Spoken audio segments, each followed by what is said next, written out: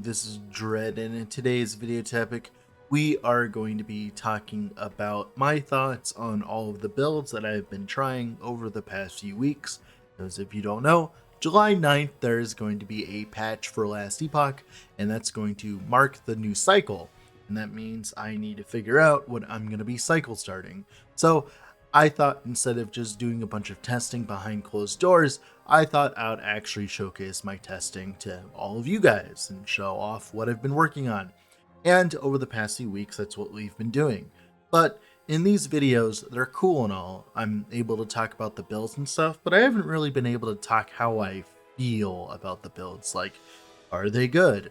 Can they do well? Can they push farther? Like, I'll give my summarized thoughts in them, but I won't really go into detail of what I think about them. So that's actually what this video is going to be. So if you want more of an overview of these builds, this is definitely the video for you. But before we do that, if you haven't already, I would heavily suggest leaving a like on the video and subscribing to the channel, as that is the best way of currently supporting me and content like this on YouTube, and also shows me that you want more stuff like this in your sub box. So the first build that I decided to come back to after taking a break from Last Epoch is going to be Ice Vortex Glacier. Now, when you think of Glacier, especially on Rune Master, Ice Vortexes aren't definitely the most obvious option ever, but we decided to give it a try, as I'll be honest, not many people utilize the Ice Vortex nodes at all. Like, between you and me, we all thought that they were really bad, but it turns out they do actually have some viability, especially thanks to the fixes to Frostclaw. So there was a bug that was making it so that the ice spirals in Frostclaw weren't really giving you the buffs for Glacier. That means that you weren't getting the 144% pen that you were supposed to be getting. Turns out 144% cold penetration is a very large amount, and it allows you to do a decent amount of damage, especially with the dot version. Now, if you were to play just crit Glacier with this same tech, I'm sure you could do a very large amount of damage, but in this build, we are trying to focus on the Ice Vortexes, which ended up feeling pretty good overall. The clear was pretty good, considering that you could just place a bunch of Ice Vortexes around and have enemies walk into them, and they eventually died. Now, one cool tech that we utilize in this build is we use the Lesser Glacier node inside Glacier to make it so that we only create 2 of the Ice Vortexes, but it reduced the mana cost by 80%, so it's definitely worthwhile, as it means that, we didn't have to worry about the mana. Another cool tech that we started doing is on top of the mana regen that I built on my gear, you could also use Frostclaw with Gift of Winter to gain mana back, even without the extra bounces. Of course, by the way, that's confirmed to be a bug, by the way. But Gift of Winter on the self-cast Frostclaw, it means we actually have a way of gaining a decent amount of mana back very quickly, as, we have a decent amount of cast speed, meaning, we cast Frostclaw a few times, bam, our mana's back up. So that in combination with the mana regen was definitely enough to keep my mana in check with this build. Now, things that I would like to change or things I would like to do different on this build.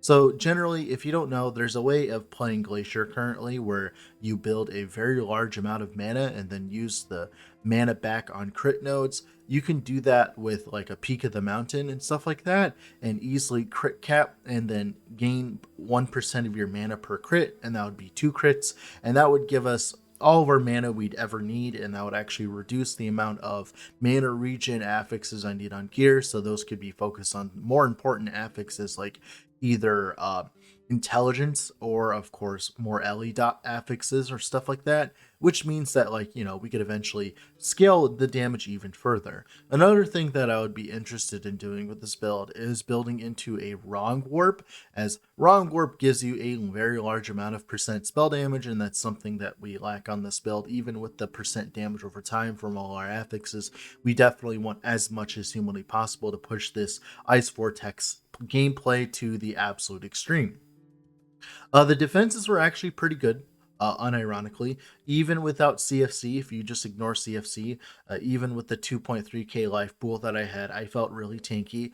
That is because of the nodes inside Mage, the reactive ward nodes. Essentially, the way these work is every single time you get put to 70%, every 5 seconds. You gain like your entire health bar equal to ward, and that in combination with triggering it with Twisted Heart equals a very large amount of ward in a very quick amount of time. That means that, like it felt really good overall. I think this is one of those builds I would like to revisit in Merchant's Guild and Gucci-fy it and, invest a lot of gear into it. It's definitely 1000 plus corruption viable, even if they nerf CFC, even if they nerf like a lot of the Rune Master nodes and stuff like that. It's definitely one of those builds I would still come back to and try it again later. The next character on this list is going to be Bleed, Shield Throw, Forge Guard. So this one was a very interesting time, as I really did not believe this build was going to be any good at all. That is because, of course, it's on, Forge Guard. Forge Guard is really bad right now. Thankfully, it's getting a lot of changes in the next patch to make it much better, but currently it's very bad. Also, Shield Throw's single target is poo-poo. It's very bad because you throw Shield Throw, you hit the enemy once, and then you're done. That's very bad, as it just doesn't have the damage scaling that other skills have access to. But we found a little bit of a loophole. Turns out if you make it so that Shield Throw can hit allies, it can ricochet between them, and if we create a ring of shields around us, like with the ring of shields skill inside Forge Guard, this means that we can have the shields ricochet like you can see in the footage. This allows us to turn our Ring of Shields area into essentially a blender, as we can, ricochet a bunch of times between enemies and cause a very large amount of hits in a very short amount of time. This allows us to scale into the end game and actually kill end game bosses without too much difficulty. We actually hit 999 stacks if we, just spam on a single target, which is really cool for a shield throw build, as Shield Throw definitely was one of those skills that I looked at and I was like, well, we can't really make it do single target, but it turns out you can.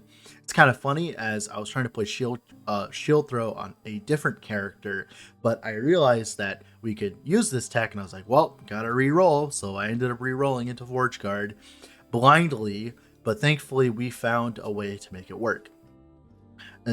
And that's like the thing, that's like the whole point of this build, is it's working despite being a Forge Guard. Like, for instance, if I was on a Paladin, I'd have like 40% extra bleed pen, I'd have like another like 120% bleed chance, I'd have better passives, better everything. The only reason why we're a Forge Guard right now is access to Ring of Shields. If we had access to Ring of Shields outside of Forge Guard, then we would definitely be playing it anywhere else, but I guess that's the perks of being a Forge Guard, quote unquote, right? Now, how would I push this build even further? I think that this build could actually end up being better as Ignite, in theory, with Malin's Hubris, as you can gain a very large amount of Ignite chance by just stacking bleed chance everywhere, and also, of course, Ignite chance everywhere. And recently, Ignite has been kind of blossoming as its own ailment source, at least in terms of like all of its unique support. So you have all these extra all these extra uniques that give you a very large amount of Ignite damage, or ways to scale your Ignite damage further. You have stuff like the Scepter, right? You have like the Scepter that gives you 40% more damage. You have Soulfire, Throne of Ambition. Like, you have all these items that can push your Ignite damage further. You also have elemental damage over time. And the cool thing is, in Shield Throw specifically, there are nodes that give you generic more fire damage with Shield Throw. That is global shield, like more damage that works with Ignite as well. And that's definitely the way to go to push this build even further than I currently pushed it. But in a solo character found environment in the first few days, I thought it would be much easier to play a bleed build than play an Ignite build, as Ignite builds are what I call Gucci builds, as they require a very large amount of uniques, and of course you want LP on those uniques. And to do that, I would probably play this in Merchant's Guild. I would definitely not play this specifically in, of course, solo character found, if you wanted to push it to the absolute extreme, as a lot of the items you want just don't exist in that game mode. Now, one problem though is we are gaining armor cap with our current setup, thanks to a node inside Shield Throw that gives us armor on Ricochet. This node has been pointed out as a node that will probably get nerfed into hell and back in the future, as it is a very OP node, and it's like one of the main reasons why shield throw is even viable right now with its currently lackluster tree. Being able to armor cap yourself with one skill is very, what do I call it? OP is balls. So yeah, this might actually get nerfed, unironically, just because just shield throw in general. It would be cool if it just stayed, or if they just nerfed the node to give you less armor, something like that. That would be cool, so you still had a reason to stack armor. But overall, I think that an Ignite version of this build could push much farther currently than the Bleed version. And this is like already 400 corruption and like, like like like this, I'll be honest, like this is probably one of the best builds I've played in a while, just in terms of just how it felt and how it's going to scale into the end game once you scale Ignite. So that's interesting considering it's a Forge Guard, right? So this build was a little bit of an interesting one for me. I enjoyed it. Like, I played it and I had fun with it, but I definitely would not recommend it at all, considering that, we were trying to focus on utilizing Warcry Totem Frostbite. So if you don't know, Warcry Totem can actually apply a very large amount of Frostbites in a very short amount of time. And that kind of makes up for the fact that Warcry Totem has no more damage modifiers inside of its tree. And that combined with like, the swords that give you more damage and stuff like that, that allows you to actually clear very well with the Warcry Totem. But the single target was a little bit lackluster. That's just because this kind of build, minion builds in general, they suffer in solo character found overall, because there's a lot of really good uniques that you can like use with LP and push those builds to the limit in like, Merchant's Guild. But in solo character found, they're a little bit more lacking, as they just don't have access to the same kind of items that in the fellow Merchant's Guild would have. So that's like one of the bigger problems I had with this build, was just single target damage in general. But that's just Druid builds in general. That's not like anything new. Druid builds have definitely been like one of those weird builds where like they feel really tanky. You can face tank the enemy for like 5 years, but like it takes like a few years to actually kill anything, at least for single target. But it's never really been a problem for me, as the way that I view it is, if I go into a monolith and my clear is good, and then like my boss takes a little bit of extra time, it's never really bothered me that much. But this build specifically, it was a little bit lower single target than I would want, because the whole point of playing a minion build like this with that many minions was to build up single target, but it didn't really end up feeling that good in the end. Now, of course, having a gigantic screen-wide, war cry with Frostbite felt really good. That felt really good. But I'll be honest, I think EHG has some design space that they can work on here. Like, I think Warcry Totem could be built more into. Like, they could add nodes after Warcry Totem to give them like more health and more damage, or maybe if anything just give them more duration. One of the biggest problems with Warcry Totem right now is it only lasts 3 seconds. If it could last like 6 seconds, these things could be absolutely insane, as you can build up their cast speed very quickly. You can get like up to like 6 casts per totem right now, and if you got like 100% duration, you'd be at 12 casts per totem, and you could make overlap multiple totems over each other, right? So I think that this is one of those builds that could afford to be buffed by EHG in terms of the Warcry Totem specifically. Now, Frostbite overall for minions is definitely not that strong, but thankfully to Apogees, like, it's strong enough to do the end game. Definitely, Druid feels a little bit weird, because it feels like it kind of got like left behind slightly, mainly due to all of the bossing changes. Because before, your bosses would only have 150% more health and damage or whatever, very low amounts of health and damage, right? But now they have significantly more health and damage than they ever used to. Like, boss HP like skyrocketed this patch, and Druid definitely felt the pain for it, mainly because Druid always had good clear, good tankiness, but it never had good single target. And whenever you like increase the HP of bosses across the board, Druid suffers because of this. Now, they can still face tank everything, even with things having like 5 times the amount of damage they used to have, because Druid just is really tanky right now. But it definitely has a little bit of an annoying like time frame in terms of killing bosses. The next character that we're going to be talking about is going to be a detonating arrow marksman. So the concept here is we utilize the node inside shift, where we critical strike automatically with the next attack after shifting. And I played a Hail of Arrows character like this before, and it was pretty good. And I realized, hey, couldn't we do this with detonating arrow? And it turns out we can do this with detonating arrow. Now this has like probably some of the worst luck of a character I've ever had. This character, like this footage, is without blessings, as blessings are very strong, by the way. And not having blessings kind of sucked, but I still pushed through it. And I was just like, screw it, we're just going to finish the character anyways. And we ended up doing so, and we still ended up getting through it overall. And my thoughts on this build are a little bit mixed. I think with Merchant Skill, you can push this build to the absolute extreme by utilizing something like increase area for detonating arrow on your chest, like Exalted, increase area for detonating arrow Exalted on your, like helmet. You could also get it on your idols. You can get a lot of AoE on your gloves and your amulet. Essentially, with this build, you want to be spamming as much AoE as possible, mainly because of the way that detonating arrow works, specifically its AoE. As its AoE is, I'll be honest, kind of small to begin with. Like, I was kind of disappointed overall with this build. Not because of like the damage or anything like that. That was like a little bit low, but that was just because my gear was really bad. That wasn't like the build is problem. Like, you can actually scale this to do significantly more damage than I'm doing in these clips. That is because there's a node inside detonating arrow that lets you consume mana and deal more damage based on that.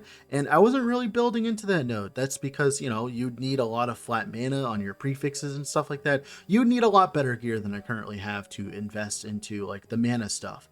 And that would push this build to another extreme. The biggest problem, like I said, that I had was just the AoE coverage. I'm just surprised that like you could have a really big detonating arrow even with all this AoE and still not have enough AoE to kill everything on the screen. Like, that's kind of the whole point of detonating arrow, right? Is to have an AoE like explosion, right? That's how I felt, and I was really disappointed in that. I was like, wait, it doesn't get that big? I really think they could like increase the base AoE of detonating arrow, and it really wouldn't affect much. Like, sure, it could get ridiculous with like, even more AoE, right? It could get ridiculous in terms of the size, but I'll be honest with you, between you and me, like, this is an ARPG. We're playing this for fun. If my AoE hits like, like a small little baby, like, it's boring. I would rather my AoE hit the entire screen. I know that's dumb, but at the same time, like, the feeling, like, the sentiment remains the same. I'm like, why can't I hit bigger on the screen, even with all this AoE? Like, I'll be honest, this was a solo character found run. Like, I didn't have that much gear. Like, it was under pressure. I was going really fast. I only did like 2 days worth of playing. Like, but I got a little bit lucky with my gear in terms of the AoE. Like, I got all the AoE stuff that I could get, and I still couldn't make it big enough to make it feel good. I don't know. It's just a weird build. I just thought, you could actually push the AoE bigger, but I guess you can. Who knows? Maybe we can try this again in Merchant's Guild, where we have access to more gear, and I could just print off gear and figure it out from there. But yeah, definitely a build I would not play in solo character found. I would play this in Merchant's Guild. The next build is kind of a doozy. It is a Volcanic Orb Explosive Ground Sorcerer. So the idea here is we utilize the node inside Volcanic Orb Explosive Ground to create a very large amount of explosions around Volcanic Orb, and we're playing it as a sorcerer. Both those things generally are very bad. Sorcerer is pretty mediocre in comparison to Rune Master this patch, and of course as well, Volcanic Orb is also very mediocre. Like, it's good every so often, but it's definitely like not seen its best days, let's put it like that. But recently, with the developments of utilizing Explosive Ground, turns out you can actually make Volcanic Orb do a very, very, very, very, very large amount of damage in a very short amount of time, thanks to Explosive Ground. It's a node inside Volcanic Orb that creates a bunch of explosions around Volcanic Orb. And this version is interesting as we abuse the ability of teleport, the free spell after teleport. So if you don't know, we teleport, then cast Meteor.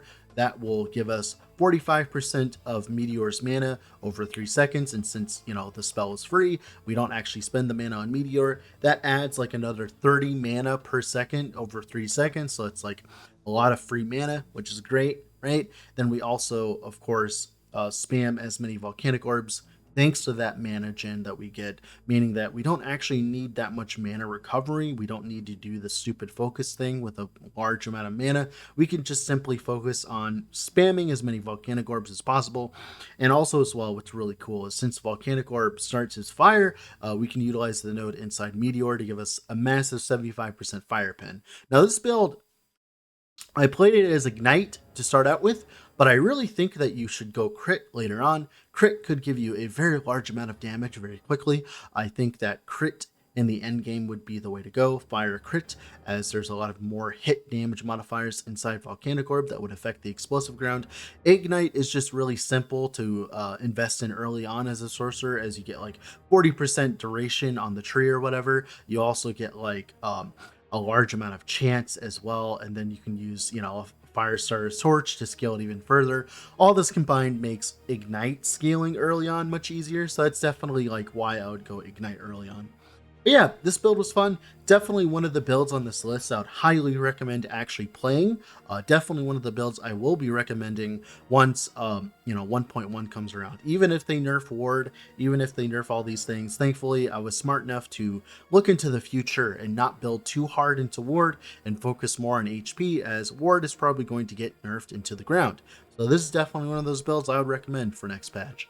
The next build is definitely it's a good build, but it's being held back specifically by just bugs upon bugs upon bugs. If you don't know, Shield Rush is channeling movement skill.